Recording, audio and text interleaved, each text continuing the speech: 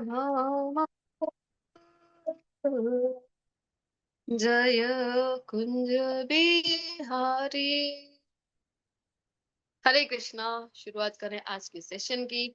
सबसे पहले हम श्री श्री राधा गोविंद जी के चरणों में अपना वंदन, अपना नमस्कार अर्पण करते हैं। वंदन करते हैं भगवान के शाश्वत भक्त अर्जुन जी, शिला प्रभुपाद जी, परम पूज्य जय कथा स्वामी जी महाराज, परम पूज्य नामानिष्ठा प्रभु जी के चरणों में और हमारे सभी शिक्षा गुरुओं के चरणों में हम अपना वंदन अर्पित करते हैं, इसी भावना के साथ कि यही निवेदन के साथ कि ये जो दिव्य ज्ञान की शुरुआत हमने लेवल 1 के रूप में की है और आज हम जो चर्चा करने जा रहे हैं 7वें अध्याय की, तो ये भगवत गीता का जो ज्ञान है, दिव्य ज्ञान है, ये हम अच्छी तरह समझ सके और अपने जीवन में इसकी शिक्षाएं उतार सके। इसी भावना के साथ मंगलाचरण की प्रार्थना से शुरुआत करें। ओम अज्ञानतिमिरान्धस्य ज्ञानाञ्जनशलाकया चक्षुरुन्मीलितं येन तस्मै श्री गुरुवे नमः। श्री चैतन्य मनोभीष्टं स्थापितं येन भूतले स्वयं रूप कदा मह्यं ददाति स्वपदान्।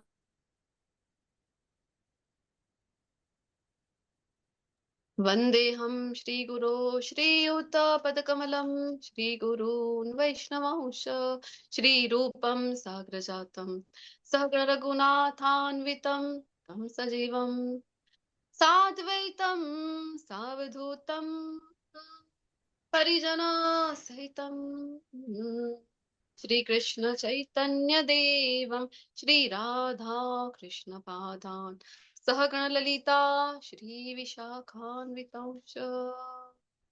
हे कृष्ण करुणा सिंधु दीनबंधो जगतपते गोपेश गोपिका कांत राधा कांत नमोस्तुते। तप्त कांचन गौरांगी श्री राधे वृंदावनेश्वरी वृषभानुसुते देवी प्रणमामि हरि प्रिये। वाञ्छा कल्पतरुर्भ्यश्च कृपा सिन्धुभ्येव च पतितानां पावनेभ्यो वैष्णवेभ्यो नमो नमः। अनंत कोटि वैष्णव वृंद की जय, शिला प्रभुपाद की जय, ग्रंथ राज श्रीमद् भागवतम भगवत गीता की जय, सदगुरु देव की जय, सभी श्रोताओं की जय। जय श्री कृष्ण चैतन्य प्रभु नित्यानंद श्री अद्वैत गदाधर श्रीवासादि गौर भक्त वृंद। हरे कृष्णा कृष्णा कृष्णा हरे हरे, हरे राम राम राम हरे हरे। हरे कृष्णा, वेलकम। हरे कृष्णा, दंडवत प्रणाम सभी को। हरे कृष्णा, दंडवत प्रणाम।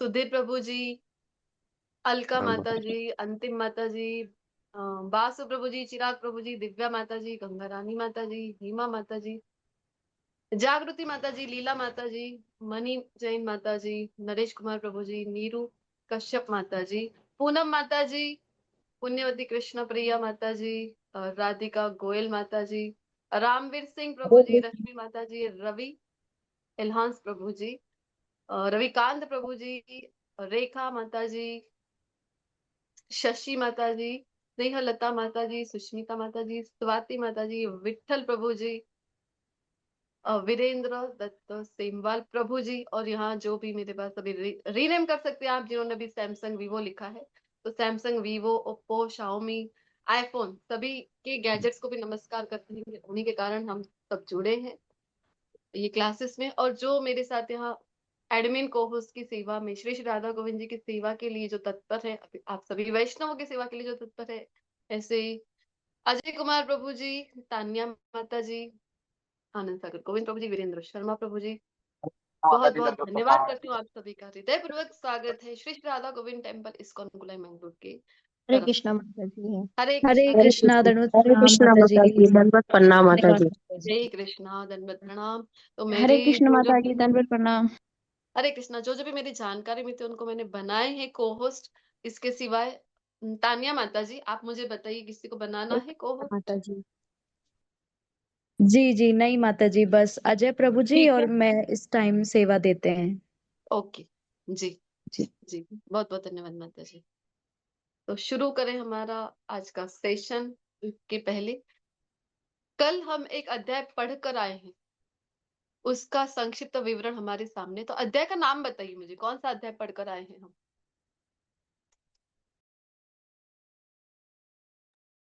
माता जी ध्यान योग पढ़ के आए थे क्लास, वो छठा अध्याय। हाँ, छठा अध्याय पढ़ के आए हैं ना, ध्यान योग नामक छठा अध्याय। 6 अध्याय पूर्ण कर लिए, तो आप सभी को अभिनंदन भी देना चाहूंगी मैं। 3 मॉड्यूल जैसे हम बनाते डे 1 में चर्चा हुई ही होगी। भगवत गीता के टोटल अध्याय है, कितने अध्याय हैं? 18। 18, जिसको हम 6 6 6 ऐसे अगर डिवाइड करते हैं तो पहले 6 अध्याय जो है वो आते हैं कर्म योग के, और जो लास्ट के 6 अध्याय है वो बेस है ज्ञान योग। ज्ञान योग के। और हम जो आज से शुरुआत करने जा रहे हैं अध्याय 7 से 12 तक, वो कौन से अध्याय हैं? भक्ति योग। भक्ति योग के अध्याय हैं। तो एक मॉड्यूल कंप्लीट कर लिया ना आपने, एक 6 अध्याय का एक मॉड्यूल जैसे हमने डिवाइड किया, तो कर्मयोग नाम का एक मॉड्यूल ही आपने कंप्लीट कर दिया। इससे बहुत बहुत अभिनंदन करूंगी। और एक विशेष सूचना भी देना चाहूंगी कि 7वें अध्याय से यानी आज से लेकर अध्याय 12 तक आपके आप सभी वैष्णव के साथ टीचिंग की सेवा करने का अवसर जो है मुझे मिला है। और मैं अपना संक्षिप्त परिचय दे दूं, क्योंकि आज ही मैं फर्स्ट टाइम इस क्लास में आई हूँ। तो श्री राधा गोविंद मंदिर जो हमारा कुलाई का है, मैंगलोर का है, इसके साथ तो मैं 4 साढ़े 4 वर्ष हो चुके हैं कि मैं जुड़ी हुई हूँ। हिंदी में ही सबसे पहले क्लासेस किए थे मैंने भी अटेंड। पहले इंग्लिश हिंदी चलते थे, उसके बाद रीजनल लैंग्वेजेस में शुरू हुए, तो गुजराती में मैंने अटेंड किया। और फिर अभी मैं वर्तमान में 3 साढ़े 3 वर्ष जितना समय हो गया है, तो गुजराती डिपार्टमेंट में एज अ टीचर मैं अपनी सेवाएं लेवल 1 लेवल 2 लेवल 3 में देती हूँ। भक्ति सदाचार वहां पर देती आई हूँ। और आज फर्स्ट टाइम है और ये मेरा फर्स्ट क्लास है। आप सभी मेरे साथ हैं, सभी से मैं याचना भी करूंगी आप सभी की कृपा मुझ पर बने, आप सभी के शुभ आशीष मुझे मिले, कि जिसके द्वारा हिंदी में ये मेरा प्रथम वर्ग है। तो हिंदी में पदार्पण करने का आज पहला ही क्लास है। तो सभी के मैं अवश्य शुभकामना भी चाहती हूँ, और परमिशन भी चाहती हूँ। क्या आप सभी की आज्ञा है कि हम साथ में आज का सेशन शुरू करें? रेखा माता जी कल तक थी ना आपके साथ, छठे अध्याय तक रेखा माता जी ने लिया है ना आपका?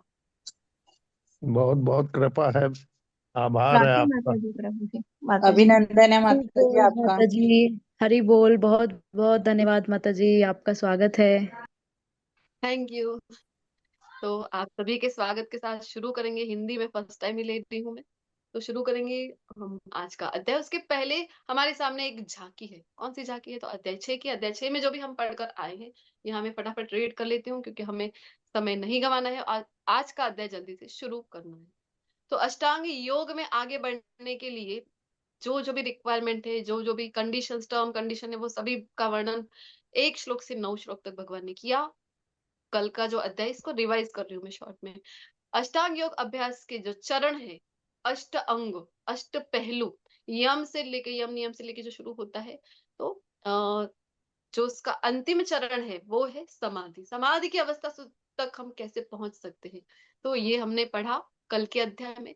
फिर मन पर नियंत्रण हमने देखा, यम से लेकर जितने भी 8 पहलू है, यम हो, नियम हो, आसन, प्राणायाम, धारणा, ध्यान, समाधि, सभी में बहुत महत्वपूर्ण था कि मन को कंट्रोल में रखे, मन को नियंत्रण में रखे। तो क्यों जरूरी है? कल के अध्याय में हम पढ़कर आए हैं। अर्जुन जी ने कहा भी कि यदि आप कहें हे कृष्णा, ये आप कहें हरे कृष्णा, तो मैं वायु को एक बार का वश में कर लूं, पर ये मन मेरे वश में होना तो कोई संभव मुझे लगता नहीं है। और फिर भगवान ने बताया हो सकता है अर्जुन, नथिंग इज इम्पॉसिबल, हो सकता है। कैसे हो सकता है? तो बताया कि अभ्यास ही न तु कौन्तेय वैराग्येण च गृह्यते, कर सकते हैं हम। फिर बताया असफल योगी। अभी अर्जुन जी को मन में प्रश्न हुआ कि अच्छा, इतना सब मैं करूं भी, योग में आगे भी बढ़ूं, कई बार होता है कि भौतिक संग के कारण भक्ति में हम आगे शुरुआत तो की बढ़ने की, और भौतिक संग ऐसा कुछ मिल गया, तो भौतिक संघ ने कह दिया कि अरे ये क्या भगवत गीता का क्लास लेकर बैठ गया, अरे ये क्या 1 जनवरी में। लोग देखो दिल्ली का, आप लोग देख रहे होंगे वीडियोस में, दिल्ली की साइड देखो तो जरा कैसे सब पार्टी मना रहे हैं। पार्टी के नाम पर एक्चुअली फुहड़ता ही दिखाई दी, ने जो इंटरनेट पर सोशल मीडिया पर देखा। तो बहुत असहाय अवस्था में, बहुत निर्लज्जपने के साथ हमने देखा कि सभी जो माताएं बहनें हैं वो किस तरह व्यसन में डूबी हमको देखने मिली दिल्ली के पास। तो इसको सेलिब्रेशन कहते हैं। Is it celebration? क्या ये सेलिब्रेशन है? और ऐसा सेलिब्रेशन है तो क्या हम इसका कोई भाग बनना चाहिए? तो वास्तविक सभ्यता, हमारी संस्कृति हम सब भूलते जा रहे हैं क्योंकि शास्त्रों को हमने छोड़ दिया है पीछे। तो हम भी कर सकते थे सेलिब्रेशन, हमने नहीं किया। हम तो 1 जनवरी को भगवत गीता के वर्गों में ज्वाइन हुए हैं। तो होता है कई बार कि लोग कहते कि अरे क्या भगवत गीता लेकर बैठ गए हो, चलो कुछ हमारे साथ मजा करो, पार्टी करो। अभी तो पार्टी शुरू हुई है, चलो पार्टी करते हैं। और हुआ कि भगवत गीता के क्लासेस किए, नाम जप भी किया, पर ऐसे संग के कारण छूट गई भक्ति बीच में। तो क्या होगा? भगवान अर्जुन जी का जो प्रश्न था, असफल योगी की क्या गंतव्य है, क्या उसकी मंजिल है, तो इसका उत्तर भगवान ने 2 श्लोकों में दिया था। एक था कि 25% तक अगर आप पहुंच गए थे, 25% तक पहुंच गए थे और भक्ति अधूरी रहेगी, तो भगवान ने कहा कि अरे तुमने भौतिकता का, तुम्हें भोग भोगने का इतना शौक था, तो एक काम करो, ऐसे छोटे मोटे नहीं, मैं तो तुम्हें बड़े बड़े भोग तुम भोग सको ऐसी व्यवस्था कर देता हूँ, उच्चतर ग्रहों में भेज देता हूँ। और फिर वहां से जब तुम यहाँ आओगे तो गर्भ श्रीमंत, तो गर्भ श्रीमंत परिवार में, तुम्हारा कुटुंब में तुम्हारा जन्म होगा। क्यों? तो फिर अब तुम्हारा जो समय है, जो शक्ति है, वो यहाँ अर्थोपार्जन में ज्यादा तुम्हारा व्यय नहीं होगा, और इसको बचा के अब तुम भक्ति मार्ग में लगा सकते हो कि जो अधूरी रह गई थी, 25% पे अटक गई थी, इसको कंप्लीट करके भगवत प्राप्ति कर लो। और या फिर बहुत भक्ति की और थोड़ी सी चूक गए, तो भगवान ने इसका उत्तर दूसरे श्लोक में दिया, अगले ही श्लोक में बताया कि ऐसा कुटुंब में तुमको जन्म मिलेगा कि जहां तुमको छोटे हो, तुम बचपन से ही तुम्हारे आजू बाजू राधा कृष्ण की भक्ति हो रही है, और तुम भोग लगाया जा रहा है भगवान को, तुम्हें सिखाया जा रहा है कि नाम जप कैसे करना है, भगवान की सेवा कैसे करनी है, वैष्णव कुटुंब है, ब्राह्मण कुटुंब है, ऐसे कुटुंब में जन्म मिलता है। और भगवान ने कहा कि ऐसा जन्म अति दुर्लभ है। तो असफल योगी का गंतव्य देखा, और सबसे महत्वपूर्ण एक पहलू देखा, 6.47 कंक्लूडिंग श्लोक भी था कल के अध्याय का। तो किसी को कंठस्थ हो 6.47 नामक श्लोक, तो तुम यहाँ पर आप जो है इसका उच्चारण कर सकते हैं। है किसको कंठस्थ? बताइए। शुरुआत में बता दूं, हिंट दे देती हूँ, योगी नाम अपि सर्वेशम। चलो इसको कंप्लीट कर दीजिए। वदतेनान्तरात्मना श्रद्धावान भजते यो माम स मे युक्ततमो मतः। हरि बोल। बहुत बहुत धन्यवाद सुधीर प्रभु जी। तो जहां हमने कंक्लूजन देखा कि भगवान कौन से योगी को, अलग अलग योग की चर्चा है भगवत गीता में, परंतु भगवान कौन से योगी को श्रेष्ठ योगी बता रहे हैं, भगवान खुद का मत बता रहे हैं, जब तो किससे श्रेष्ठ कहा है, ये जानना, ये समझना बहुत महत्वपूर्ण है। तो हमने देखा योगी नाम अपनी सर्वेशम, सभी योगियों में वो योगी श्रेष्ठ है। अर्जुन, कौन सा योगी? भगवान। भगवान कहते हैं मद गते अंतरात्मना, कि जिसके मन में, जिसके स्मृति पटल पे सदा सदा मैं ही हूँ। फिर आगे कहते हैं श्रद्धावान भजते यो माम, जो श्रद्धा पूर्वक मुझे ही भजता है, मेरी भक्ति करता है। तो ऐसा ऐसा योगी, भगवान कह रहे कि समय युक्त तमोमतः, कि मेरी दृष्टि में ऐसा योगी श्रेष्ठ है अर्जुन। तो बहुत महत्वपूर्ण है समझना, अलग अलग योग की चर्चा भगवत गीता में ही है, परंतु भगवान किसे महत्वपूर्ण बता रहे हैं, भगवान किसी को कब प्रिय बता रहे हैं, भगवान को क्या प्रिय है, कौन से योगी प्रिय है। अब तक हमें लगता है भगवत गीता का जब गुरु शिष्य परंपरा में हम पठन पाठन नहीं करते हैं, तो तब तक हमें क्या लगता है कि हिमालय की गुफाओं में अलग अलग अष्टांग योगी, हठ योगी दिख रहे हैं, वही भगवान को प्रिय होंगे ना। अदरवाइज तो कोई सिद्धि, कुछ सिद्धि जिसने प्राप्त कर ली है, वो भगवान को प्रिय होगा। तो यहाँ हमें समझ आता है कि नहीं, भगवान को कौन प्रिय? भगवान को तो भगवान के साथ जो प्रेम युक्त जुड़ा है, जो प्रीति पूर्वक जुड़ा है, जो भक्त है, वो भगवान को अति प्रिय है, भक्ति योगी भगवान को प्रिय है। तो शुरुआत करें आज के अध्याय की, जिसका नाम है ज्ञान विज्ञान योग, अथवा तो निरपेक्ष का ज्ञान। खुद के विषय में ज्ञान देने की ये अध्याय में, आज के अध्याय में भगवान शुरुआत करने जा रहे हैं। उसके पहले एक पिक्चर यहाँ भगवान का, एक स्वरूप का यहाँ पे हमको दर्शन हो रहा है। ये कौन सा भगवान का रूप है, ये आपको बताना है। आई थिंक गोलोक चार्ट पढ़े होंगे, आप पढ़े हैं क्या आप 5वें अध्याय में गोलोक चार्ट? चतुर्भुज। जी तान्या माता जी, गोलोक चार्ट हुआ है क्या पिछले सेशन में? नहीं माता जी, अभी नहीं हुआ। बाकी है, ओके ठीक है। हम जनरल कारणोदकशाही विष्णु जी माता जी, हाँ कारणोदकशाही जी कारणोदकशाही विष्णु के यहाँ हमें दर्शन हो रहे हैं, महाविष्णु भी जिन्हें कहा जाता है। तो भगवान का जब एक्सपांशन करते हैं, भगवान खुद का जब विस्तार करते हैं, तो बलराम जी, श्रीमद् भागवतम में इसका डिटेल वर्णन मिलता है, हम गोलोक चार्ट में भी आगे पढ़ेंगे जब आएगा स्लाइड में। तो बलराम जी से जब दाहिनी ओर से जब भगवान खुद का विस्तार करते हैं, तो प्रथम विस्तार है बलराम जी, और जब बाई ओर से लेफ्ट साइड से जब विस्तार करते हैं, तो प्रथम विस्तार है श्रीमती राधा रानी। तो बस सभी शक्ति स्वरूपा जितनी भी है, वो सभी श्रीमती राधा रानी से ही आगे विस्तार होती है। और यहाँ पे बलराम जी से सभी भगवान के पुरुष हैं। तो चतुर्व्यूह एक आता है बलराम जी से, जो है कि संकर्षण, प्रद्युम्न, अनिरुद्ध और वासुदेव। और इनका फिर से एक चतुर्व्यूह आता है, और दूसरे संकर्षण से जब भगवान पुरुष अवतार धारण करते हैं, ये है महाविष्णु, जिन्हें कहा जाता है कारण सागर के ऊपर लेटे हुए हैं, इसीलिए इनको कारणोदकशाही विष्णु भी कहा जाता। कारणोदकशाही विष्णु ही क्यों यहाँ पे हम ले रहे हैं? क्योंकि जब वो श्वास उच्छ्वास करते हैं, एक्सेल करते हैं ब्रीथ, तो उस समय असंख्य ब्रह्मांड यहाँ में बबल जैसे दिखाई दे रहे हैं। जो भी बच्चे होते हैं ना, मेले से लेकर आते हैं, बबल फुलाते हैं, तो कितने बबल्स बन जाते हैं। तो यहाँ असंख्य बबल्स जैसे जो दिख रहे हैं, वो असंख्य ब्रह्मांड है। तो ब्रह्मांड प्रकट होते हैं कब? जब कारणोदकशाही विष्णु उच्छ्वास करते हैं, खुद का श्वास, उनके रोमकूपों को जो होते हैं, क्या कहते हैं हिंदी में? रोमकूपी कहते हैं ना उसको। जी माता जी। हाँ, तो रोमकूपों से असंख्य ब्रह्मांड जो है वो प्रकट हो जाते हैं। और जब वो श्वास अंदर खींच लेते हैं, इनहेल कर लेते हैं, तो सभी ब्रह्मांड उनके अंदर समाविष्ट हो जाते हैं। ऐसे सृष्टि की रचना होती है, ब्रह्मांड की रचना। तो एक पुरुष अवतार भगवान का काफी है इतने। Just a moment, I will B.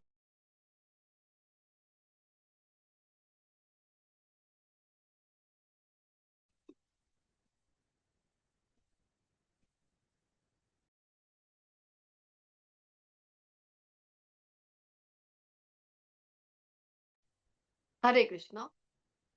तो असंख्य ब्रह्मांडों की रचना होती है कारणोदकशाही विष्णु से। तो एक जो अंश है भगवान का, एक पुरुष अवतार है, उनसे इतना इतना विस्तार होता है। तो समझे हम कि भगवान कौन है, भगवान की स्थिति क्या है, इसी का ज्ञान देने वाले हैं आज के अध्याय ज्ञान विज्ञान योग में। क्यों? क्योंकि हमने देखा ना, कंक्लूडिंग श्लोक गए जो, जो पिछले अध्याय में हम पढ़े हैं, कि भक्ति योगी पसंद है भगवान को। तो भक्ति योगी का अर्थ है भगवान से, भक्ति का अर्थ क्या है? भगवान से प्रीति पूर्वक जुड़े, भगवान से प्रेम करे। तो किसी भी व्यक्ति को प्रेम करना है, तो उस व्यक्ति के विषय में तो कुछ माहिती हमारे पास, इंफॉर्मेशन होनी चाहिए ना। उसको जाने हम, क्या है वो व्यक्ति, कैसा है, उसके बारे में जब हम सुनते हैं, जानते हैं, तो उसके प्रति भाव जागृति होती है। जनरली भौतिक जगत में भी ऐसा ही होता है ना। ऐसा नहीं कि किसी को देखा और प्रेम हो गया। हाँ, हिंदी मूवीज में होता है ऐसा, देखा और लव एट फर्स्ट साइट ऐसा कुछ कहता भी है, लेकिन वो कुछ क्षण का आकर्षण मात्र है। प्रेम जब हो रहा है आपको, तो उस व्यक्ति के विषय में कुछ जान रहे हो आप, उसके कुछ गुण आपको पता चलते हैं, तो वो गुण के प्रति आकर्षित होकर उसके प्रति भाव जागृति होती है। तो अब हम कृष्ण कह रहे हैं कि मद गतेन अंतरात्मा ना, कि मन में मेरा ही ध्यान कर रहा है, श्रद्धावान भजती यो मां, मेरी ही भक्ति कर रहा है, मुझे ही प्रेम कर रहा है। तो प्रेम कर रहे वो श्रेष्ठ योगी है। तो प्रेम कृष्ण से करें, तो कृष्ण के बारे में कुछ पता तो हो हमें। तो वही ज्ञान देने वाले हैं आज के अध्याय में। आज के अध्याय से ही शुरुआत हो रही है, और जो ज्ञान का स्तर है वो डीप डीप डीप होता जाएगा। जैसे जैसे हम आगे बढ़ेंगे, आगे के अध्याय में बढ़ेंगे, वैसे वैसे। तो ज्ञान विज्ञान योग, ज्ञान यानी कि जानना, जान लेते हैं हम उसको ज्ञान कहते हैं। पर जब हम उसको जीवन में उतार के प्रकट कर लेते हैं, तो वही हो जाता है विज्ञान। शुरुआत करें आज के अध्याय की श्लोक नंबर 1 के साथ। श्री भगवान उवाच मय्यासक्त मना पार्थ योगम युञ्जन्मदाश्रयः असंशयं समग्रं मां यथा ज्ञास्यसि तच्छृणु।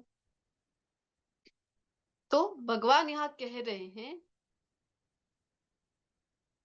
कि मुझ में मन को तू मई आसक्त मना पार्थ, मन को कहाँ आसक्त करना है हे पार्थ हे अर्जुन। तो कह रहे कि मेरे अंदर मुझ में तू तेरा मन लगा दे। अब मन लगाना है तो जैसे मैंने कहा कि पता तो हो उस व्यक्ति के विषय में, कुछ तो पता हो, कुछ जानकारी हो हमारे पास।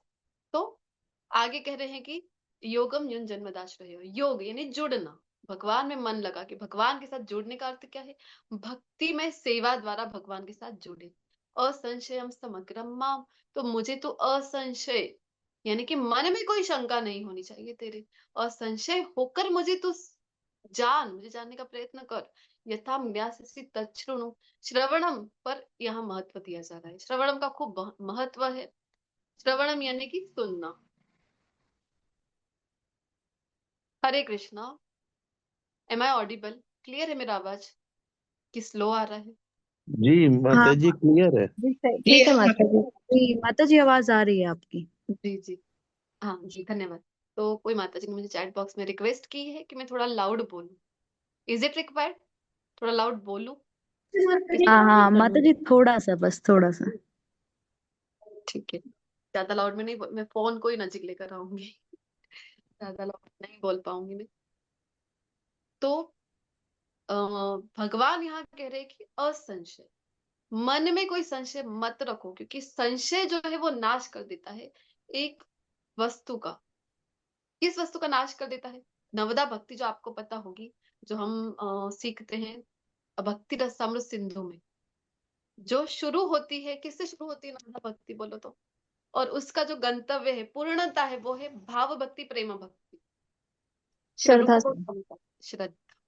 श्रद्धा से शुरू होती है, तो जो संशय है वो नाश कर देता है श्रद्धा का। और श्रद्धा अगर आपकी नाश हो गई तो फिर भक्ति में कैसे आओगी? तो प्रथम सोपान है भक्ति में आने का, एंटर करने का प्रथम सोपान ही श्रद्धा है। श्रद्धा थी आपके अंदर, तभी एक लिंक मिली, आपने क्लिक किया, रजिस्ट्रेशन किया और जुड़े हो यहाँ। और जुड़ने से क्या होता है? साधु संग, भक्तों का संग मिलता है। फिर क्या होता है? भजन क्रिया, हम कृष्ण कथा से जुड़ रहे हैं यहाँ, हम जब नाम जब से जुड़ रहे हैं। फिर क्या होता है? तो धीरे धीरे आसक्ति, कृष्ण के प्रति रुचि, रुचि होती है, निष्ठा बढ़ती है, और भाव और प्रेम की अवस्था हम प्राप्त कर लेते हैं, जो अंतिम गंतव्य है भक्ति का। इसको हम प्रेम भक्ति जो है सबसे उच्चम मानी गई है, तो वो हम प्राप्त कर सकते हैं जब श्रद्धा हो तो। और श्रद्धा ही ना हो तो कैसे आगे बढ़ेंगे? इसलिए भगवान के असंशयम। तो इसको समझने के लिए हम ये देखिए कि श्रद्धा क्यों नाश हो रही है आजकल हमारे, क्योंकि जो एजुकेशन सिस्टम में हम एजुकेशन ले रहे हैं, हम पढ़ रहे हैं, वो सिस्टम ही बेकार। जो ये समझना भी बहुत इंपॉर्टेंट है कि हम सभी भौतिक जगत में हैं, और जो आश्रम में है, हम गृहस्थ आश्रम में, तो बहुत ही जरूरी है कि भौतिक ज्ञान लें और अर्थोपार्जन करें, तो ही हम हमारे परिवार का निर्वाह कर सकते हैं। पर ये समझना भी उतना ही जरूरी है कि केवल ये ज्ञान जो है, मात्र भौतिक ज्ञान आवश्यक और पर्याप्त नहीं है, इसके साथ साथ दिव्य ज्ञान भी हमें प्राप्त करना चाहिए। तो समझते हैं हम कि कैसे ये ज्ञान तक हम आ गए हैं।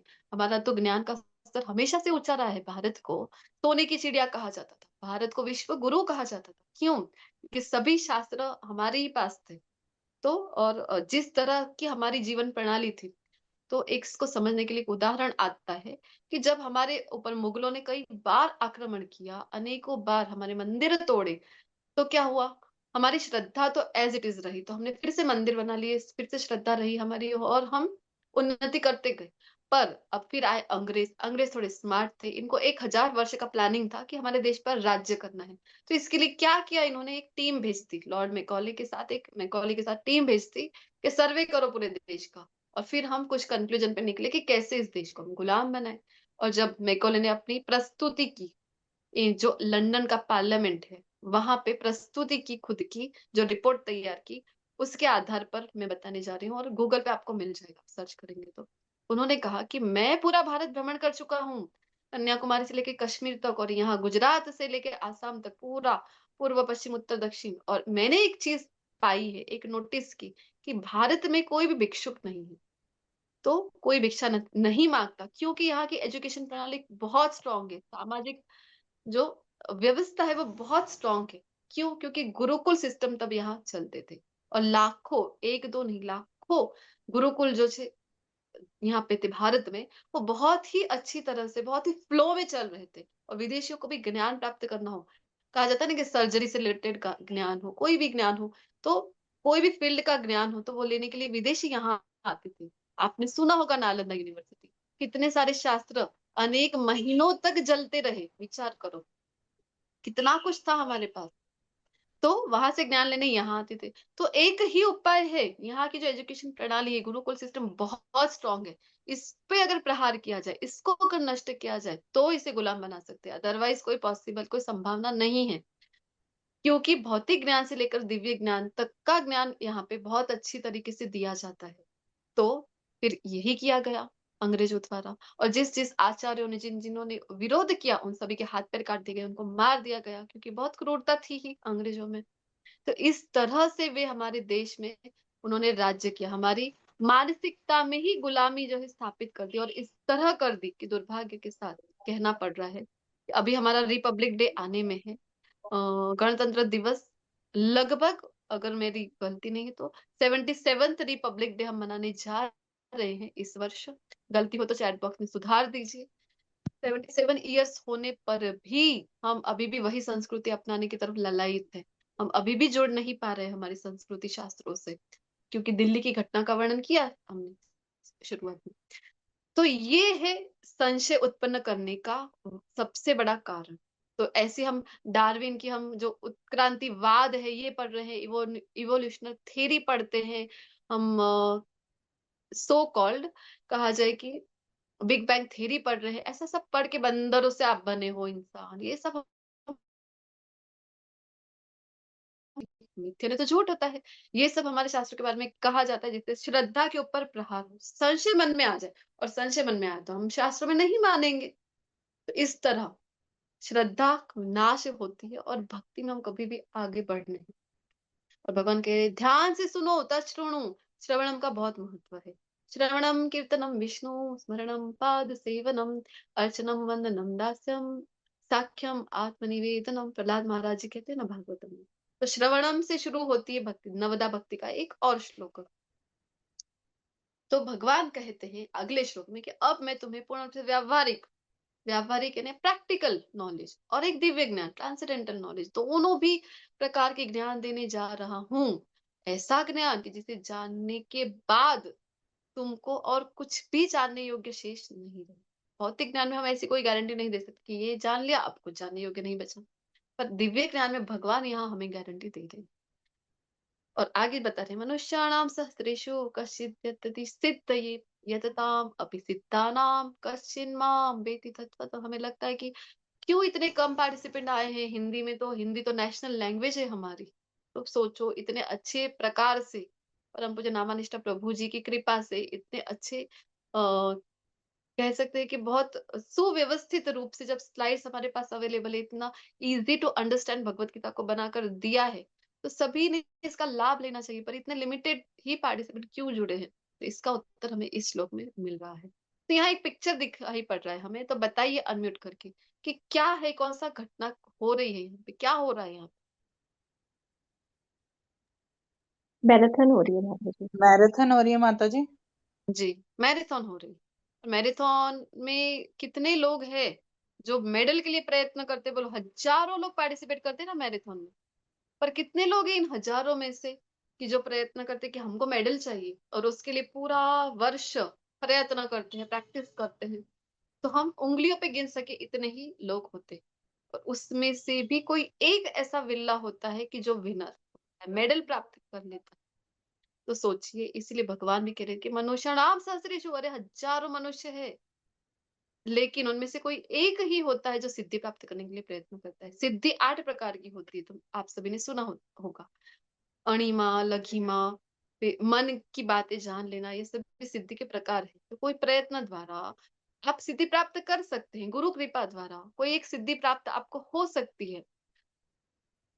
पर भगवान कह रहे इस सिद्धि प्राप्त करने वालों में से भी कोई एक विरला ही है कि जो मुझे वास्तव में जान पाए। तो कृष्ण को जानने की इच्छा व्यक्त करना भी कोई साधारण नहीं है। हम सब जो यहाँ जुड़े हैं 1 जनवरी हमने बात की कि सभी सेलिब्रेशन में मगन थे, नशे में डूबे हुए थे, पर उसी समय हम सभी ने चॉइस किया हायर लेवल का नशा। कौन सा नशा? कृष्ण भक्ति का नशा। तो ये नशा जो एक बार मिल जाए तो बाकी सभी नशे कैसे लो लेवल के ही, फिर कोई इच्छा रहती नहीं कि हम वो नशे में डूबने की कोई इच्छा रहती नहीं रहती हमें। तो भगवान कह रहे हैं कि हजारों में से कोई एक, और उसमें से भी विरला है जो मुझे जानने का प्रयत्न करता है। अब जो भगवान है खुद की शक्ति के विषय में ज्ञान देने की शुरुआत कर रहे हैं। तो कौन सी शक्ति? तो ऐसे देखा जाए तो भगवान की शक्तियां तो अमाप है, अगणित है, जिसका कोई वर्णन ना कर सके हम, इतनी है, गिनती ना कर सके इतनी है। पर मुख्य मुख्य शक्ति तो उसमें 2 प्रकार मुख्य बता रहे हैं भगवान। तो कौन सी शक्ति? तो जिसके द्वारा हमारा ये शरीर बना हुआ है, पंच महाभूत कौन कौन से है बताइए। अब तो स्लाइड भी रन हो रही है सामने। पंच महाभूत हमारे अंदर एक भूत नहीं है, 5 भूत है। पृथ्वी, पृथ्वी कौन? जल आकाश, पृथ्वी, आकाश, जल, अग्नि और हवा। हाँ, तो पृथ्वी जल अग्नि वायु आकाश, पंच महाभूत, जिसके द्वारा ये हमारा ग्रॉस बॉडी यानी कि स्थूल शरीर बना हुआ है। और एक शरीर होता है सूक्ष्म शरीर। तो ये बना हुआ है 3 सूक्ष्म तत्व। कौन से? मन बुद्धि अहंकार। माता जी को सादर प्रणाम। हरे कृष्ण। मन बुद्धि हरे कृष्णा अहंकार। माता जी। जी जी जी, हरे। मन बुद्धि अहंकार, ये 3 द्वारा हमारा सूक्ष्म शरीर। और एक कंप्यूटर आप सभी यूज करते होंगे, देखा है तो आपको पता होगा, एक होता है सॉफ्टवेयर, एक होता है हार्डवेयर, है ना। तो उसी प्रकार हम इसे समझ सकते हैं कि जो हमारा शरीर है, स्थूल शरीर, ये है हमारा हार्डवेयर, जो मृत्यु के बाद हम यही छोड़ देते हैं। पर एक होता है सॉफ्टवेयर कंप्यूटर में, कि आप एक बॉडी से दूसरे बॉडी में डाल दो सॉफ्टवेयर, तो सारा प्रोग्रामिंग यहाँ फिर से आप डाउनलोड कर सकोगे। सेम वे हमारे भी पास एडमिन को मुझसे विनंती है, kindly mute those who are unmuted. जी, थैंक यू सो मच। तो सॉफ्टवेयर क्या है यहाँ? सूक्ष्म शरीर। कौन सा सूक्ष्म शरीर? मन बुद्धि अहंकार से जो बना है। तो ये जो शरीर है हमारा स्थूल शरीर यहीं रह जाता है मृत्यु के पश्चात, पर सूक्ष्म शरीर आगे ट्रांसफर होता है। तो भगवान कह रहे हे महाबाहु अर्जुन, ये जो शक्ति है बताइए अभी, इसके अतिरिक्त मेरी एक अन्य पराशक्ति है। तो जो भौतिक प्रकृति की शक्ति है, मतलब पंच महाभूत 3 सूक्ष्म तत्व, ये शक्ति को भगवान कहते हैं अपराशक्ति। और दूसरी जो शक्ति है जो भगवान कहते हैं इससे उत्कृष्ट है, तो उससे भगवान कह रहे हैं पराशक्ति। कौन सी है वो? तो जीवात्मा से जो बनी हो, हम सभी जीवों की जो बनी हुई है। जी मतलब केवल हम, केवल मानव नहीं, 84 लाख योनियों का वर्णन मिलता है।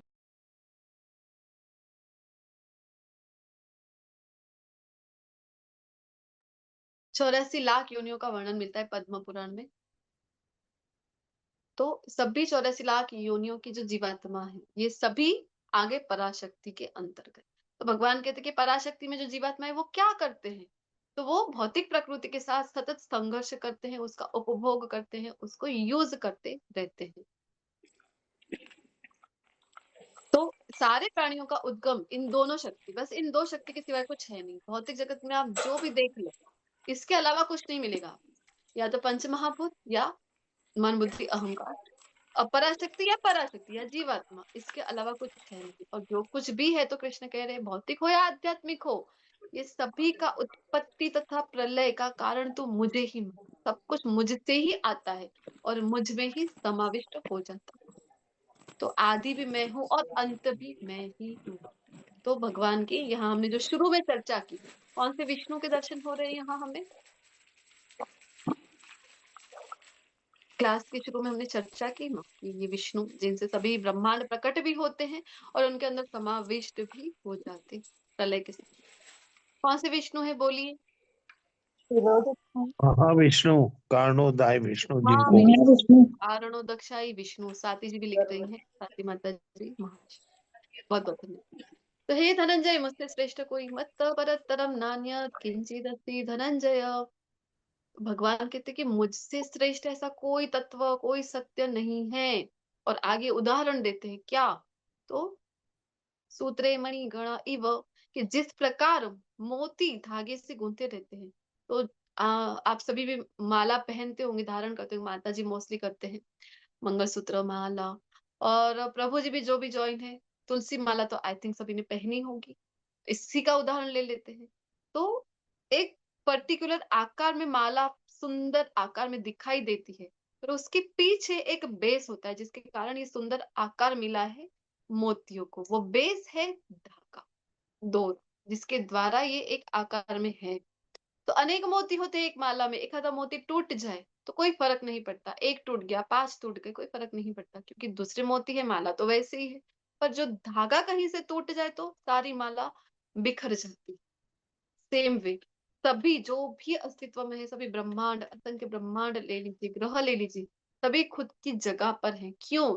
क्योंकि कृष्णा ने उनको धारण कर रखा है। कृष्णा जिस प्रकार डोरा दिखाई नहीं देता, परंतु बेस वही है, उसी प्रकार आधार वही है, उसी प्रकार यहाँ कृष्ण दिखाई नहीं दे रहे हैं, पर आधार वही है सभी का। अब किसी को प्रश्न हो सकता है कि पूर्ण पुरुषोत्तम परमेश्वर कौन है? इसी का उत्तर भगवान इस श्लोक में दे रहे हैं। जो देखिए, अलग अलग संप्रदाय है, मत पंथ है, तो वैसे तो धर्म तो एक ही है, सनातन, क्योंकि शाश्वत है, पहले भी था, अभी भी है और भविष्य में भी रहेगा, वही है सनातन धर्म। कुछ मत पंथ चले हैं 2000 वर्ष पूर्व से, 2500 वर्ष पूर्व से, तो उनके विषय में बात करते हैं।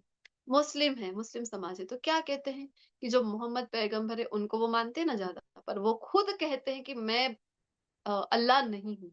कौन हूं मैं? तो कहते हैं मैं तो उनका क्या हूँ? पैगंबर का अर्थ क्या होता है, बताइए? दूत। दूत, मैसेंजर, हम्म, मैसेज देने वाला जो है, क्या कहेंगे इसको, संदेश वाहक। संदेश हम्म, संदेश वाहक हूं मैं, किसका? अल्लाह का। वो कहाँ है? अल्लाह कहाँ है तुम्हारे? तो कहते कि ऊपर है। अरे मैं तो उनका पैगंबर हूँ, मैं तो उनका मैसेंजर हूँ। और फिर आते हैं क्रिश्चियन धर्म की बात करें तो जीसस क्राइस्ट, जीसस क्राइस्ट को जब लोग कहते थे भगवान भगवान, कहते अरे मैं आई एम नॉट गॉड। तो गॉड कहाँ है आपके? कहते गॉड तो ऊपर है। आप कौन है? तो कहते कि हम तो उनकी संतान है, मैं तो उनका पुत्र हूँ। और आप श्रीमद् भागवतम खोलकर देख लीजिए, भक्ति सदाचार का वर्ग किया हो, स्तुतियां की हो भागवतम की, आप सभी को भी ये ख्याल होगा। क्या ख्याल होगा? कि अलग अलग स्तुतियां वहां हमें मिलती है। इंद्र द्वारा स्तुति की गई है, ब्रह्मा जी द्वारा स्तुति करी गई है, शिव जी द्वारा स्तुति की गई है। और सभी स्तुतियों में का एक ही कंक्लूजन निकलता है, ये सभी मानते हैं कि भगवान कृष्ण ही पूर्ण पुरुषोत्तम परमेश्वर है। और भगवान खुद यहाँ आकर भगवत गीता में आकर कह रहे कि अरे हाँ, वो जो परम सत्य है वो मैं ही हूँ। छाती ठोक कर भगवान कुरुक्षेत्र की भूमि से कहते कि अरे मैं ही भगवान हूँ। जो कहते कि ऊपर है, गॉड ऊपर है, अल्लाह ऊपर है, अरे वो मैं ही हूँ। ऐसा भगवान खुद यहाँ पे हमें कह रहे हैं। दूसरी एक बात कि जो भगवत गीता है वो एक पार्ट है महाकाव्य महाभारत का। अब महाभारत के रचयिता कौन है बताइए? वेद व्यास। व्यास वेद जी। व्यास जी जब बता रहे हैं, वर्णन कर रहे हैं, और लिख कौन रहे हैं महाभारत को? गणेश जी।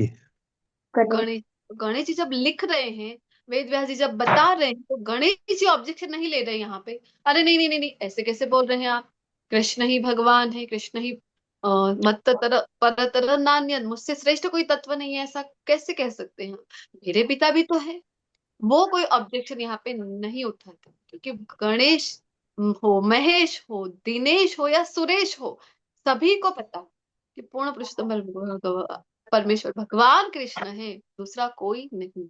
और श्रीमद् भागवतम में भी इसकी पुष्टि मिलती है हमें। श्रीमद् भागवतम श्लोक 1.3.28, जहाँ वेद व्यास जी बता रहे हैं और सुखदेव गोस्वामी जी वर्णन कर रहे हैं परीक्षित महाराज को। क्या कह रहे हैं? जिसको भी कंठस्थ है मेरे साथ ज्वाइन कर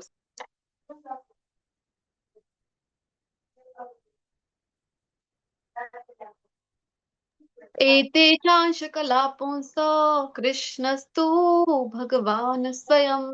कह रहे कि जो बाकी के सब है, सभी अंशों का, अवतारों का वर्णन किया और कहा ये सभी तो अवतार हैं, अंश है, कला है, पर कृष्णस्तु भगवान स्वयं, भगवान कृष्ण जो है वो स्वयं अवतार भी हैं, अवतारी भी हैं। तो इतने सारे जब हमारे सामने रेफरेंसेस है, भगवान खुद कह रहे हैं, तो भी हमें कंफ्यूजन है कि अरे ये कौन है, कृष्ण ही भगवान होंगे? हम जिनको मानते हैं देवी देवता, क्या वो भगवान नहीं हो सकते? तो बहुत क्लियर भगवान यहाँ बता रहे हैं कि मैं ही हूँ भगवान। आगे कह रहे कि रसो हम अप्सु कौन्तेय प्रभास्मि शशि सूर्यो प्रणव सर्ववेदेषु शब्द खे पौरुषम ऋषि। कृष्णा किसी का माइक चालू है? पुष्पा माता जी, काइंडली म्यूट योरसेल्फ। एडमिन को होस्ट से विनंती करेंगे कि इनको म्यूट कर दीजिए। तो हे कुंती पुत्र, किसी को लगेगा जल में कौन सा स्वाद होता है? एवरीवन करते हैं तो मैं खुद भी म्यूट हो जाती हूँ। तो सॉरी। कोई बात नहीं। तो जल में स्वाद, ये कैसे हो सकता है? जल में तो कोई स्वाद नहीं होता, टेस्टलेस है वाटर तो। अरे आप, हमारे यहाँ जल की, पानी की कोई दिक्कत नहीं है, इसलिए हमें नहीं पता। जिस भाग में, राजस्थान जैसे कोई भाग है जहाँ पे डेजर्ट है, एरिया आता है, और मरुस्थल की भूमि, पानी की जहाँ दिक्कत है, समस्या है, वहां जाके पूछो पानी का स्वाद। अथवा जो जो भी निर्जला एकादशी करते हैं, उनको अच्छी तरह पता होगा कि जल में स्वाद जो भगवान कह रहे हैं, ये श्लोक तब हमें अवश्य याद आता है जब हम पारणा करते हैं निर्जला एकादशी का। तो सूर्य चंद्रमा का प्रकाश हूँ, तो क्यों कह रहे हैं अपनी शक्तियों का वर्णन? क्योंकि जब जब हम इनको देखें तो हमें कृष्ण याद आ जाए, जब जब हम जल पिए तो हम कृष्ण को याद करें, सूर्य चंद्र को देखें तो हमें कृष्ण याद आ जाए, क्योंकि याद आएंगे। कृष्ण ने कहा ना, मद गति अंतरात्मना, कि मेरे भक्त तो सदा मुझे ही अपने स्मृति में रखते हैं। तो स्मृति में रखने के लिए खुद की शक्ति का वर्णन कर रहे हैं। अवैदिक मंत्रों में ओमकार हूँ, कई लोगों का कहना है वेदों में तो कृष्ण का नाम ही नहीं है, वर्णन ही नहीं है। अरे वैदिक मंत्र शुरू ही ओम से होते हैं। कोई भी उदाहरण ले लीजिए, ओम गणपतये नमः, ओम भूर्भुवस्सुवः, कोई भी मंत्र लीजिए, शुरू ही ओम से हो रहे हैं। तो ओमकार ही कृष्ण कह रहे कि मैं हूँ। आकाश में ध्वनि, आकाश में शब्द जो है, ध्वनि जो है, ये भगवान कृष्ण की शक्ति है। तो हमारी जितनी भी टेक्नोलॉजी चल रही है अभी, इसी शक्ति के आधार पर चल रही है। भगवान जो एक शक्ति वापस ले ले, जो स्पेस में, आकाश में जो अवकाश है, तो ये स्पेस से अपनी शक्ति हटा लें तो हमारी सारी टेक्नोलॉजी ठप हो जाएगी। और जो हम जुड़े हैं, ये भी एक टेक्नोलॉजी के माध्यम से। तो ध्वनि तरंगे इस अवकाश में जाती हैं और हम एक दूसरे को सुन पाते हैं। मनुष्य में सामर्थ्य हूँ। तो भगवान 7.8 से लेकर 11 तक में जो खुद की शक्तियों का वर्णन कर रहे हैं, वो यहाँ एक टेबल के रूप में दिया गया है, इजीली समझे हम इससे। तो हमने देखा मनुष्य में सामर्थ्य तक। किसी को लगता है कि मैं खूब बलवान हूँ, खूब शक्तिमान हूं मैं, तो भगवान कहते हैं अरे ये शक्ति तेरी किसके कारण है? मेरे कारण। अग्नि में ऊष्मा है, जो भी जीवित है उन सभी के अंदर का जीवन ही कृष्ण कह रहे कि मैं हूँ। तपस्वियों का तप मैं हूँ। किसी को लगता है कि हम तो बड़ी कठिन कठिन तपस्या कर लेते हैं, अरे निर्जला एकादशी रख लेते हैं, अरे सभी एकादशी हम तो सजला रख लेते हैं, सफला रख लेते हैं, तो ये बल कहाँ से आता है तप करने का? तो कृष्ण कहते हैं कि ये मैं ही देता हूँ। अस्तित्व, जो कोई भी अस्तित्व है, जीवंत अस्तित्व, उसका बीज ही मैं हूँ। बुद्धिमानों की बुद्धि मैं हूँ। किसी को लगता है कि अरे मैं बहुत बुद्धिमान हूँ, चलो बुद्धि चला लो। बुद्धि चला लेंगे, एक बार पढ़ लो तो याद रह जाता है। तो कोई बुद्धि चला लूं मैं किसी काम में? कृष्ण कहते हैं अरे उसमें भी तुम्हारा पिता हूं मैं। हिरण्यकशिपु को ऐसा ही लगा ना, उसने यही किया कि मैं बुद्धि चला लेता हूँ अपनी। उसने यही प्रयत्न किया, ब्रह्मा जी को प्रसन्न किया, एक पैर पर खड़े रहकर अनेक वर्ष तक तपस्या करके ब्रह्मा जी आ गए, अमरत्व दे दीजिए। ब्रह्मा जी बोले अरे अमर तो मैं ही नहीं हूं, तुम्हें कहाँ से दे दूं? तो फिर कहते हैं ना कि चलो बुद्धि का उपयोग ही कर लूं मैं। तो कहते दिन में ना मरूं, रात में ना मरूं। ब्रह्मा जी कहते तथास्तु। 12 महीनों में से एक भी महीने में ना मरूं। ब्रह्मा जी कहते तथास्तु। न दिन में मरूं, न रात में मरूं, न 12 महीनों में से एक महीना हो, और ना ही मैं घर के अंदर मरूं, ना ही घर के बाहर मरूं, तथास्तु। ना अस्त्र से, न शस्त्र से, तथास्तु। 84 लाख योनियों में से कोई एक ना हो जो मुझे मार सके, तथास्तु। तो लिस्ट तो लंबी बढ़ती गई। ब्रह्मा जी कहते बस करो अब। तो फिर हिरण्यकशिपु को लगा चलो इतने में ही काम बन जाएगा हमारा। अमरत्व नहीं दिया तो क्या हुआ? अरे बुद्धि चला के मैंने अमरत्व ही प्राप्त कर लिया है, और फिर दूसरों को परेशान करते हैं इतनी शक्ति प्राप्त करके। और भगवान जब प्रकट होते हैं तो सारी बुद्धि धरी के धरी रह जाती है। और भगवान जब आते हैं, कौन से रूप में आते हैं भगवान यहाँ पर? कौन से रूप में आते हैं, प्रकट होते हैं? चिराग प्रभु जी लिख रहे हैं नरसिम्हा, नरसिम्हा देव की जय। नरसिम्हा रूप में जब प्रकट होते हैं भगवान, तो पहले तो बहुत ड्रामेटिक युद्ध चला, फिर जब अपनी गोद में लिटा दिया हिरण्यकशिपु को, पहले भयभीत हुआ, फिर उसे लगा रहे मार थोड़ी ना सकेंगे मुझे। मैंने इतना सब कुछ मांग लिया, अमरत्व के समकक्ष ही मुझे जो वरदान है वो मिला है। हंस रहा था हिरण्यकशिपु। भगवान को लगा कि ये क्या कर रहा है। तो भगवान को कहता है कि अरे मार नहीं सकोगे मुझे। भगवान बोले क्यों। तो कहता है कि अरे वरदान मिला है ब्रह्मा जी से। वरदान कौन सा वरदान मिला है, ना घर के अंदर मारे कोई ना बाहर। भगवान कहते हैं अच्छा देखो कहाँ हो। तो देखता है तो अच्छा मैं तो चौखट पर हूँ। न सुबह मार सके ना रात्रि में मार सके। भगवान कहते हैं, बाहर देखो कौन सा समय चल रहा है, संध्या काल। ओके, खुद से अनम्यूट नहीं हो पा रहे, ऐसी कोई सेटिंग जो एडमिन को होस्ट ने की होगी तो चेंज कर दीजिए उसको, तो पार्टिसिपेंट हमारे साथ सहभागी हो सके।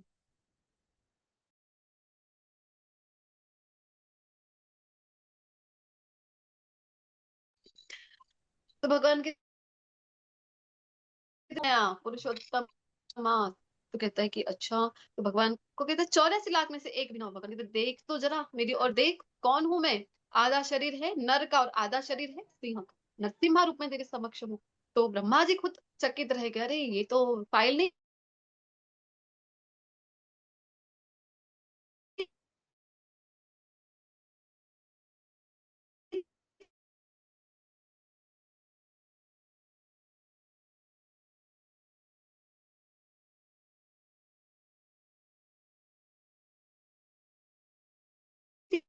डाटा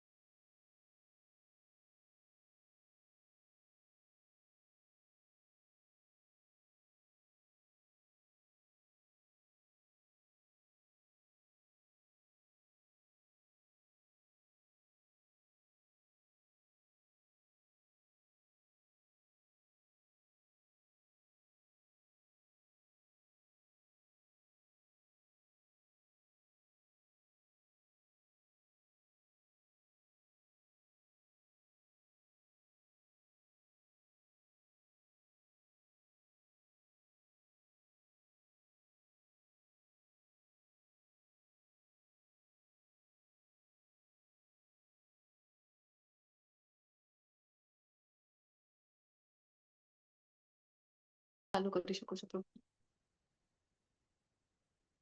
हरे कृष्ण। तो हमने देखी पिछले 2 श्लोकों में कि भगवान कहते कि प्रकृति जो है, भौतिक प्रकृति जो है वो मेरे अधीन है, मैं उसके अधीन नहीं हूँ। और आप मुझे नहीं जान पा रहे हो क्योंकि ये माया देवी का पर्दा है आपके ऊपर, इसके कारण नहीं जान पा रहे हो। और कह रहे हैं कि देवी ऐशा गुणमयी। 3 गुणों की बनी हुई जो प्रकृति है, माया देवी भी जिसे हम कहते हैं, बहुत सत्व रजस तमस। तो इसको पार करना मम माया दुरत्यया, कि बहुत दुष्कर है, कठिन है इसको पार करना। पर अगली ही पंक्ति में इसका सॉल्यूशन दे रहे हैं। सॉल्यूशन क्या है, भगवान कह रहे हैं मामेव ये प्रपद्यन्ते, अरे मेरे शरण में आ जा। माया में ताम तरंती ते, तो सरलता से इसे तू पार कर सकेगा। तो भगवान इतना ज्ञान दे रहे हैं, जब कह रहे कि मेरी शरणागत स्वीकार कर ले तो माया से बच जाएगा। तो सब आ जाते होंगे। अर्जुन के मन में आया कि भगवान के शरण में तो सभी आ जाते होंगे। तो भगवान कहते नहीं नहीं नहीं नहीं अर्जुन, सभी मेरी शरण में नहीं आते। अच्छा भगवान, नहीं आते। कौन है जो आपकी शरण में नहीं आते इतना सब ज्ञान प्राप्त करने के पश्चात भी। तो भगवान कहते होते हैं ऐसे 4 प्रकार के नमूने हैं जो मेरी शरण नहीं आते। कौन कौन से भगवान, तो उसका उत्तर यहाँ दे रहे। नमाम दुष्कृतिनो मूढ़ा प्रपद्यन्ते नराधमा, माया अपरत ज्ञाना आसुरम भावमाश्रित। ये जो निपट मूर्ख है, पहली कैटेगरी बता रहे हैं कि मूर्ख मूढ़ा। तो जो सुबह से शाम तक एक ही काम कर रहे हैं, अर्थोपार्जन ही कर रहे हैं, व्यस्त ही है। जीवन में व्यस्त होना अच्छी बात है, अर्थोपार्जन करना आवश्यक है, पर मात्र वही करते रहे। और जो अल्टीमेट जिसके लिए मिला है, मानव देह मिला है, उसके लिए हमारे पास टाइम ही नहीं। कोई कहे भगवत गीता का ज्ञान प्राप्त करो, जप करो, अरे समय कहाँ है मेरे पास। तो इसके लिए समय ही नहीं है आपके पास। और रील्स देखते देखते पता नहीं हम घंटों बर्बाद कर देते हैं। तो ये हम नहीं समझ पा रहे हैं क्या महत्वपूर्ण है और क्या नहीं। विवेक बुद्धि ही हमारी खत्म हो गई है। इसलिए भगवान कह रहे हैं मूढ़ा, कभी नहीं आ सकते मेरी शरण। और कौन नहीं आ सकते भगवान की? तो कह रहे हैं नराधम, कि ब्राह्मण कुटुंब में जन्म मिला तुम्हें वैष्णव कुटुंब में जन्म मिला, तो भी तुम मेरी शरण नहीं आ रहे हो। तो उससे कहा है नराधम। माया अपरत ज्ञाना, माया द्वारा जिसका ज्ञान हरण हो चुका है, हर लिया गया है। जैसे मैंने कहा ना शुरुआत में कि दिल्ली में जो घटनाएं बन रही, हम देख रहे वीडियोस जो बन चुकी एक्चुअली 31 दिसंबर 1 जनवरी के दौरान, इतनी पढ़ी लिखी हैं माताएं बहनें हैं जो हम देख रहे थे वीडियोस में। इंजीनियर है, कोई आईएएस की तैयारी कर रहा है, कोई हाईली एजुकेटेड है, सो कॉल्ड हाईली एजुकेटेड। फायदा क्या है? आप कभी भी भगवान की शरण में नहीं आ पाओगे, क्योंकि ये जो भौतिक ज्ञान है माया द्वारा आपका ज्ञान हरण हो चुका है। भौतिक ज्ञान चाहे जितना ले लो, पीएचडी जितना ले लो, पर आध्यात्मिक ज्ञान नहीं है, शास्त्रों की शरण नहीं है, गुरु शरण नहीं है, तो सब व्यर्थ है। तो भगवान कहते हैं कभी मेरी शरण में नहीं आ पाएंगे ऐसे लोग। और चौथी कैटेगरी कह रहे हैं असुर। असुर कौन? बड़े बड़े दांत हो, लाल लाल आंखें, बड़े बड़े सिंह, वो है असुर? नहीं। तो कौन है असुर? जो भगवान में नहीं मानते, नास्तिक जो है, उनको कहा है असुर। कभी नहीं आ पाएंगे मेरी शरण। तो भगवान ऐसा कोई है कि जो आपकी शरण आता हो? तो भगवान कहते हैं हाँ हाँ आते हैं। चार प्रकृति के सुकृतिवान कह रहे हैं, मतलब सुकृतिवान यानी पुण्यवान। ऐसे चार प्रकार के पुण्यवान पुण्यात्मा है अर्जुन जो मेरी शरण आते हैं। कौन कौन? चतुर्विधा भजन्ते माम जना सुकृतिनो अर्जुन। कौन से भगवान? आर्तो जिज्ञासुर अर्थार्थी ज्ञानी च भरतर्षभ, कि हे भरत श्रेष्ठ, चार प्रकार के पुण्यात्मा मेरी शरण में आते हैं, मेरी सेवा करते हैं। कौन कौन? कह रहे हैं आर्त, जो दुखी है, दुख में थोड़ा सा भी दुख आ गया हमारे जीवन में तो तुरंत हमको भगवान है वो याद आ जाते हैं। इसलिए कहा जाता है ना, दुख में सुमिरन सब करे, सुख में करे ना कोई, और जो सुख में सुमिरन करे तो दुख काहे का होय। दुख में कृष्ण याद आ जाते हैं, कृष्ण है द्वारिकाधीश, कुछ तो मदद करो हमारी, कुछ तो कृपा दृष्टि करो हम पर।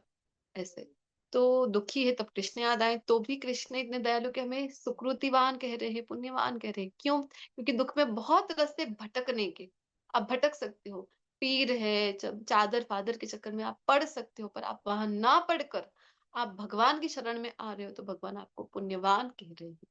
दूसरा कौन सी कैटेगरी है? तो भगवान कह रहे हैं जिज्ञासु, जानने की जिसको उत्सुकता है। अरे ये भगवत गीता के वर्गों में सब क्या करते रहते हैं एक एक डेढ़ डेढ़ घंटा तक? अरे कैसे जप करते हैं, हमको तो लगता है कि हाथ में प्लास्टर आ गया है, इनके फ्रैक्चर आ गया है कोई, और जप कर रहे हैं। तो जानने के लिए आते हैं, जो जानने की आशा से आते, जानने की हेतु से आते हैं यहाँ पे जिज्ञासु। फिर है अर्थार्थी। अरे भगवान आप किसके पति हो? लक्ष्मी के पति हो, लक्ष्मीपति हो आप। जरा आपकी पत्नी से कह दीजिए थोड़ा सा अपना पल्लू ऐसे हिला दे तो हम पे तो धन की वर्षा हो जाएगी, थोड़ी सी तो लिफ्ट करा दे। ऐसे तो अर्थात ही कुछ प्राप्त करना है। और चौथी कैटेगरी ज्ञान। तो जो ज्ञान मार्ग में आगे बढ़ना चाहते, कृष्ण को वास्तव में जानना चाहते हैं, कोई उनको पर्सनली कोई लाभ की इच्छा है नहीं, तो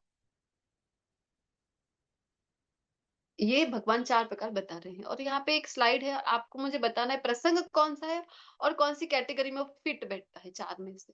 पहले पिक्चर में कौन सा प्रसंग है बताइए?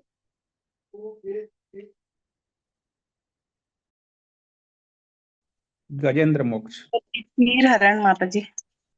नहीं, पहला पिक्चर गजेंद्र मोक्ष। और कौन सी कैटेगरी में फिट बैठता है चार में से? आर्त जिज्ञासु अर्थात ज्ञानी।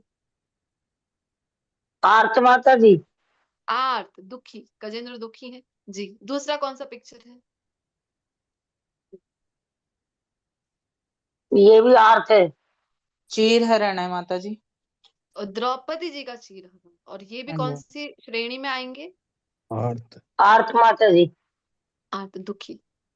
मुझे फिर से मैसेज आ रहा है कि हम अनम्यूट नहीं हो पा रहे हैं, तो फिर से मैं एडमिन को होस्ट से विनंती करूंगी कि आप सेटिंग चेंज कर दीजिए। तीसरे कौन सा पिक्चर है बताइए? वेद तीसरी व्यास पिक्चर जी की वो मतलब माता कौन? सुख हाँ सुखदेव सुखदेव की माँ गोस्वामी जी के माता जी हैं। सुखदेव गोस्वामी जी बाहर आने को तैयार नहीं थे, मुक्तात्मा थे ना पहले से, आने तैयार नहीं कि अरे मैं तो माया में फंस जाऊंगा। फिर वेद व्यास जी बुलाते हैं, भगवान कृष्ण आते हैं और वो उपदेश देते, वो कहते कि वो एश्योरेंस देते कि नहीं, तुम आया, तुम्हारा कुछ नहीं बिगाड़ पाएगी, आ जाइए। और फिर सुखदेव गोस्वामी जी जन्म लेते हैं। तो कौन सा श्रेणी कौन सी आएगी सुखदेव गोस्वामी जी की? आर्त आर्त में है इनकी माता। माता तो आत्म है, सुखदेव गोस्वामी कौन से श्रेणी में आएंगे? सुखदेव गोस्वामी वो तो ज्ञानी है। ज्ञानी। ज्ञानी, ज्ञानी में आएंगे जी। फिर चौथे पिक्चर में कौन है बताइए? ध्रुव महाराज। नहीं, ऊपर चौथा पिक्चर। चौथा ऊपर कहाँ है? यही ध्रुव महाराज खड़े हैं यहाँ नीचे पहला। पर हम अभी ऊपर की स्लाइड में चल रहे हैं। एक एक पिक्चर मिनट बाकी है चौथा ना। क्या? हाँ। परीक्षित परीक्षित महाराज हाँ, होंगे। परीक्षित महाराज ज्ञान वो ले रहे सुखदेव गोस्वामी जिज्ञासु जी के पास श्रीमद् भागवतम। और कौन जिज्ञासु सा श्रेणी में आएंगे बोलो? जिज्ञासु जिज्ञासु, जी जी जी। और नीचे बताइए, अब नीचे। ध्रुव महाराज अर्थार्थी। हाँ, ध्रुव महाराज हैं अर्थार्थी, और फिर चेंज हो जाते हैं ज्ञानी में, फिर उनकी श्रेणी बदल जाती है। हाँ, और नेक्स्ट पिक्चर में कौन है? ये सुग्रीव महाराज हैं क्या, सहायता जी मांगने।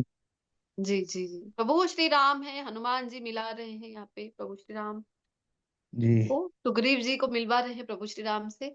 और एक डील होती है ना उनकी, सुग्रीव को खुद का राज्य वापस चाहिए था बाली के पास से। जी, पुण्यवती कृष्णा माता जी अपने आंसर लिख रही है चैट बॉक्स में, मैं सारे पढ़ रही हूँ। आप अनम्यूट नहीं हो पा रही है, पता नहीं, मैं एडमिन से विनंती करूंगी कि करें सब। माता तो जी अर्थ डील हो रही है यहाँ पे, तो अर्थ प्राप्त करना था, राज्य प्राप्त करना था, तो अर्थार्थी कैटेगरी श्रेणी। और लास्ट में जो दिख रहा है हमें पिक्चर, वो लिखा है, एक्चुअली नाम लिखा है ऊपर। क्या लिखा है? नैमिषारण्य। हाँ, नहीं, नैमिषारण्य में 88,000 ऋषि मुनि, शौनक आदि ऋषि मुनि बैठे हैं और ज्ञान ले रहे हैं। किससे ज्ञान ले रहे हैं? जिज्ञासु हैं ये लोग, जिज्ञासु हैं शायद। हाँ, सभी जिज्ञासु है, जानने के लिए आए हैं। सुत गोस्वामी जी के पास से जब श्रीमद् भागवतम का ज्ञान लेते हैं। आगे मत बढ़ते हैं इनमें से। जिज्ञासु हैं या ज्ञानी हैं ये लोग? हाँ, तो ये सब तो आएंगे जिज्ञासु। अगर हम बात करें शौनक आदि ऋषि मुनि को, तो जिज्ञासा आदि प्रश्न कर रहे हैं ना वो, शुरुआत हाँ जब हो रही है वहां पे तो प्रश्न से, तो जिज्ञासु। और ठीक। जब हम बात करेंगे सुखदेव सुत गोस्वामी जी की, सुत गोस्वामी जी ज्ञानी है जी, तो इनमें से जो परम ज्ञानी है, हरे कृष्ण, और शुद्ध भक्ति में लगा रहता है, वह सर्वश्रेष्ठ है।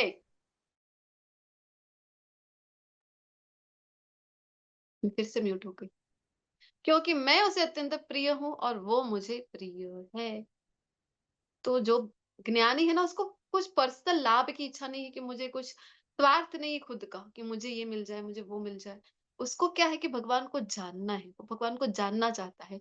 इसलिए भगवान कह रहे हैं उसको, वो मुझे जानना चाह रहा है, वो परमार्थ की ओर है। इसलिए वो मुझे प्रिय है और मैं भी उसे अत्यंत प्रिय हूँ।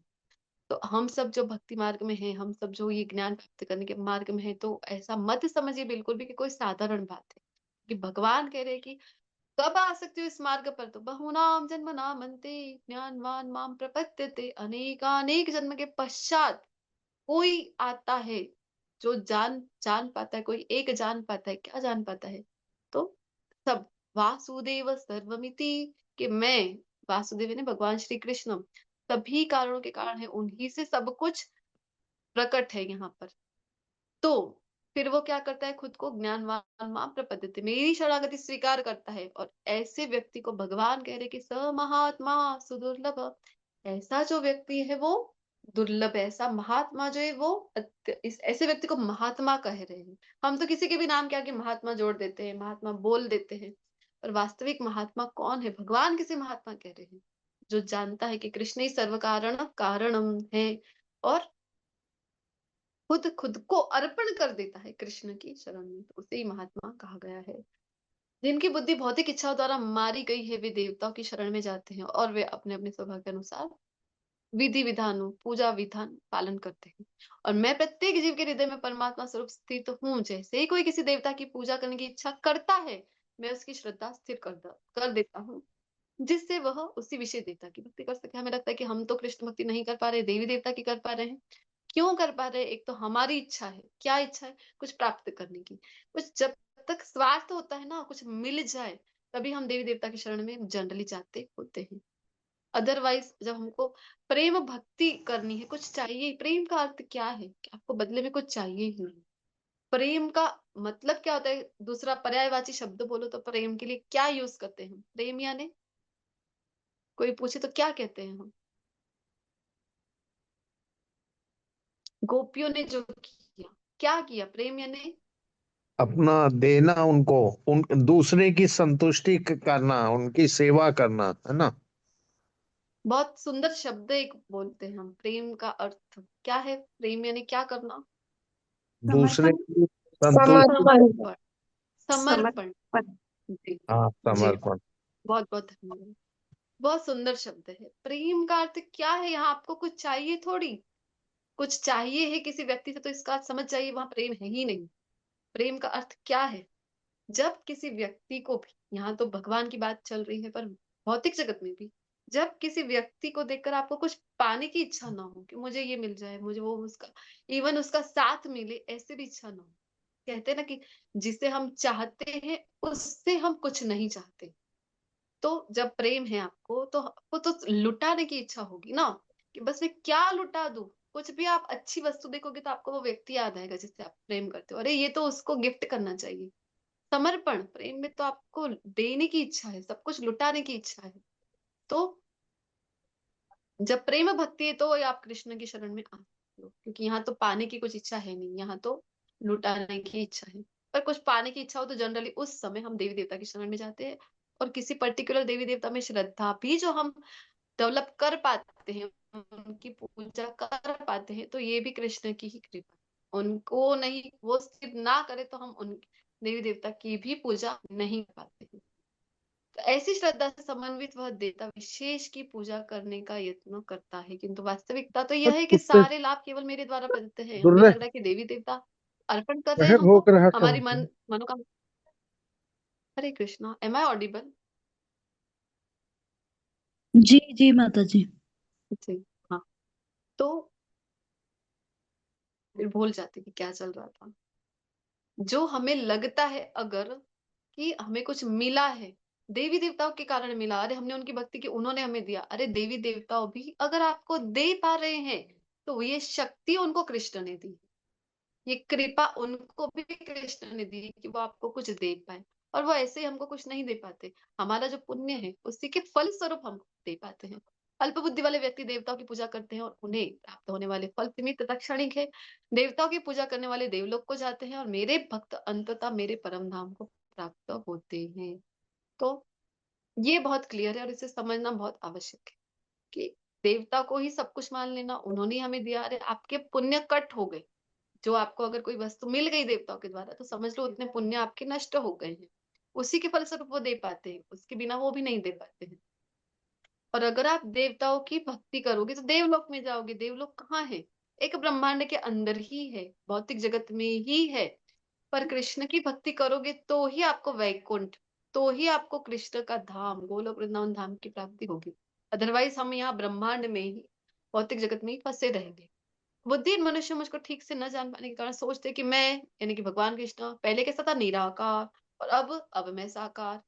तो अपने अल्प ज्ञान के कारण ऐसा होता। मेरा जो अविनाशी स्वरूप है, सर्वोच्च प्रकृति को नहीं जान पाते हैं। लॉजिकली भी ये बात देखी तो कोई हमें सही नहीं लगती कि कोई कहे दे कि कोई वस्तु है पहले निराकार थी अब आकार। फॉर एग्जाम्पल हमारे घर में सोफा है और कोई कह दे कि फिर उसको आकार दिया गया, सोफा पहले तो निराकार था। अरे निराकार था, कुछ तो आकार था ना। लकड़े से आपने सोफा बनाया तो लकड़े का कुछ तो आकार है। सेम वे, ऐसा नहीं हो सकता कि पहले निराकार है और फिर कृष्ण ने अब कृष्ण का रूप ले लिया। नहीं, ये संभव ही नहीं है। कृष्ण का एक स्वरूप है ही ऑलरेडी। तो भगवान कह रहे हैं कि ना हम प्रकाश सर्वस्य योग माया समावृत। अरे मूर्खों के समक्ष तो मैं अपने आप को प्रकट करता ही नहीं। एक पर्दा आ जाता है। कौन सा पर्दा? अंतरंग शक्ति का, एक योग माया शक्ति का, योग माया समावृत, एक आच्छादित। इस पर्दे में मैं आच्छादित रहता हूँ और प्रकट नहीं करता। और इस कारण वो नहीं जान पाते कि मैं अजन्मा हूँ, मैं अविनाशी हूँ। तो एक बार की बात है कि सारे उल्लू जो है वो उल्लू जमा हो गए रात के समय और बोलने लगे। अब उल्लू का कैसा है कि रात को जागते हैं और दिन में सोते हैं। अब ये परिभाषा अगर हम अप्लाई करें तो आज के जमाने में, तो हम सभी भी, बुरा मत मानिए, इसी कैटेगरी में आ जाते हैं। देखते हैं ना हम जनरली रात को जाग रहे हैं और दिन में सो रहे हैं। तो उल्लू सब एक बार जमा हो गए रात के समय, और सभा हो गई उनकी तो जमा, मीटिंग चल रही है और क्या कह रहे हैं कि सूर्य नामक कोई वस्तु ही नहीं है। लोग कहते हैं कि सूर्य है, सूर्य है।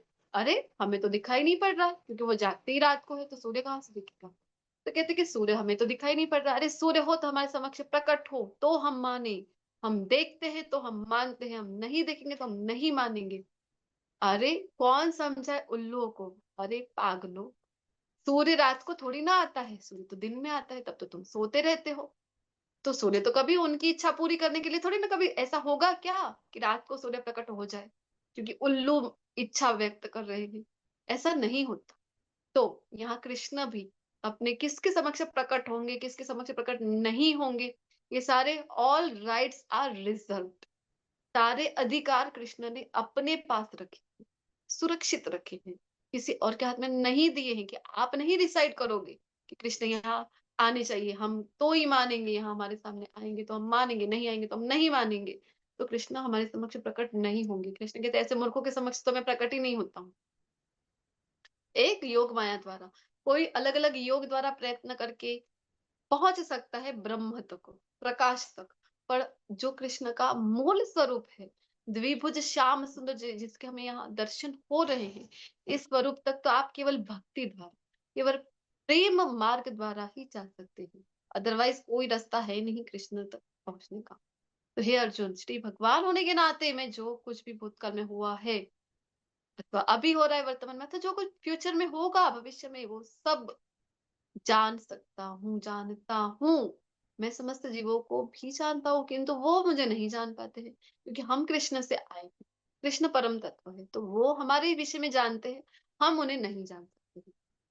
तो जिन मनुष्यों ने पूर्व जन्मों में तथा इस जन्म में पुण्य कर्म किए हैं और जिनके पाप कर्म पूर्णतया उच्छेदन हो गए हैं, नाश नष्ट हो चुके हैं, और मोह के द्वंद्वों से जो मुक्त हो गए हैं और संकल्प पूर्वक मेरी ही सेवा में तत्पर होते हैं।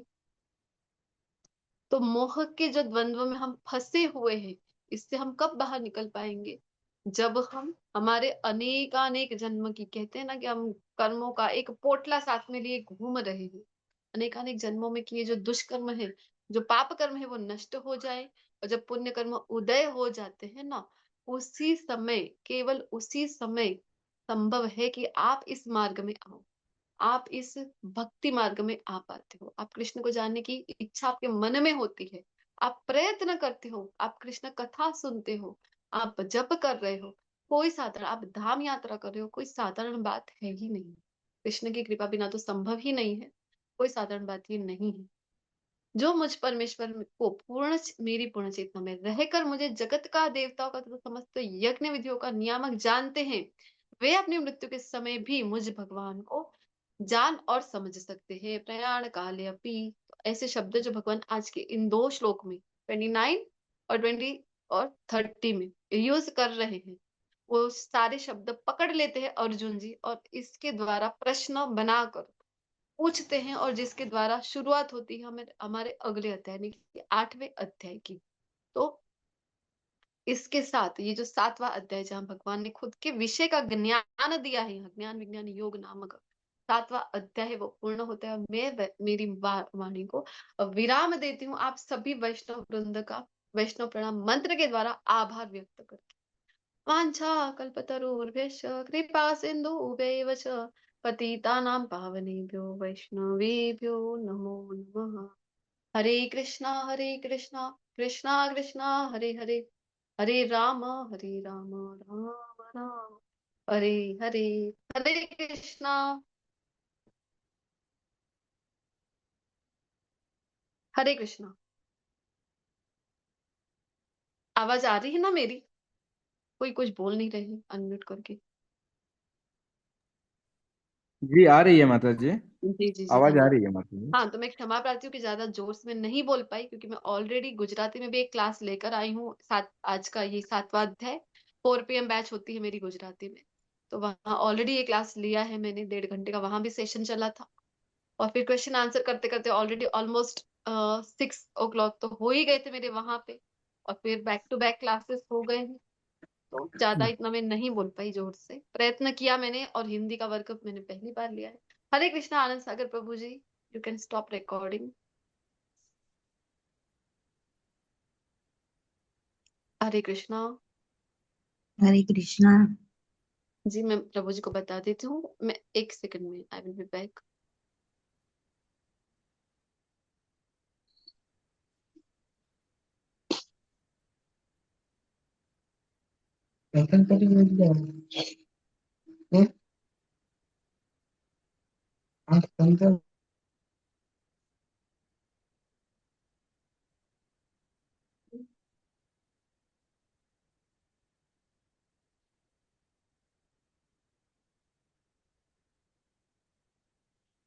हरे कृष्णा, हम ट्राई करते हैं कि वो हो बंद कर।